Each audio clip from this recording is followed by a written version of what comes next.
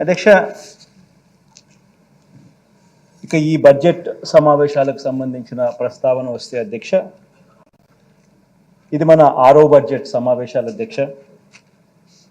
ఈ సమావేశంలో మనం ప్రవేశపెట్టేది కేవలం ఓట్ ఆన్ అకౌంట్ బడ్జెట్ మాత్రమే ప్రవేశపెడతా ఉన్నాం. సాంప్రదాయాలకు గౌరవం ఇస్తూ తాత్కాలికంగా మరో 3 నెలల పాటు అంటే ఏప్రిల్, మే, జూన్ మాసాలకు సంబంధించిన బడ్జెట్కు ఆమోదం తెలిపే విధంగా అడుగులు ముందుకు వేస్తా ఉన్నాం. అధ్యక్ష, ఇక ఇదే బడ్జెట్కు మరింత మెరుగులు దిద్ది మళ్ళీ కొలువు తీరబోయే మనందరి ప్రభుత్వం 2024 జూన్లో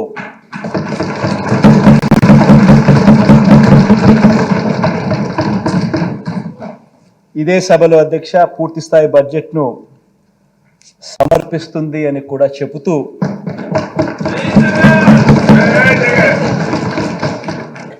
గవర్నర్ ప్రసంగానికి ధన్యవాదాలు తెలిపే తీర్మానం మీద ఇక ఆ చర్చలోకి వెళ్తా ఉన్నాం అధ్యక్ష.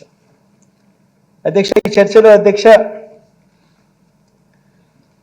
5 ప్రజా బడ్జెట్లు ప్రవేశపెట్టిన ప్రభుత్వం మీద అధ్యక్ష ప్రతిపక్షం వేస్తా ఉన్న నిందలు,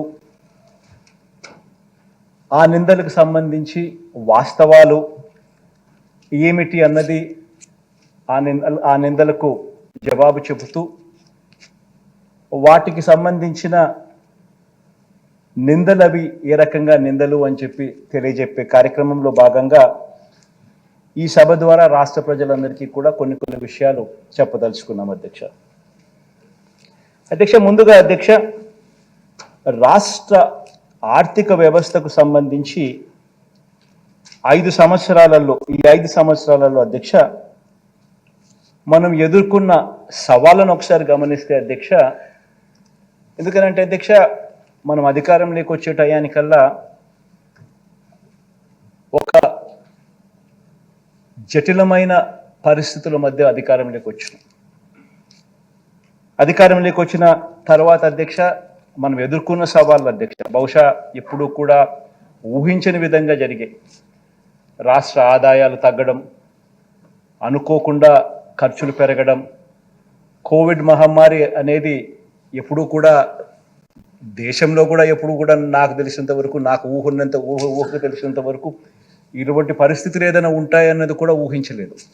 మామూలుగా రాష్ట్ర ఆదాయాలు ఎప్పుడూ కూడా ఈ సంవత్సరం రాష్ట్ర ఆదాయం ఎంత ఉంటే మరుసటి సంవత్సరం వచ్చేసరికి ఆ రాష్ట్ర ఆదాయం ఒక 10%, 15% పెరిగే పరిస్థితులే ఉంటాయి తప్ప ఎప్పుడూ కూడా రాష్ట్ర ఆదాయం ఇంతుంటే నెక్స్ట్ సంవత్సరంకి వచ్చేసరికి రివర్స్ తగ్గడము అన్నది ఎప్పుడూ కూడా చూడలేదు అధ్యక్ష. అటువంటి విచిత్రమైన పరిస్థితులు చూసాం. కోవిడ్ మహమ్మారి, దానివల్ల అనూహ్యంగా కొన్ని ఖర్చులు ప్రజల ఆరోగ్యపరంగా అయితేనేమి, ప్రజలను ఆదుకునే విషయంలో అయితేనేమి కొన్ని ఖర్చులు అనూహ్యంగా పెట్టాల్సిన దానికన్నా, ఊహించిన దానికన్నా కూడా ఖర్చులు పెరిగిపోయిన పరిస్థితులు కూడా గమనించాం అధ్యక్ష.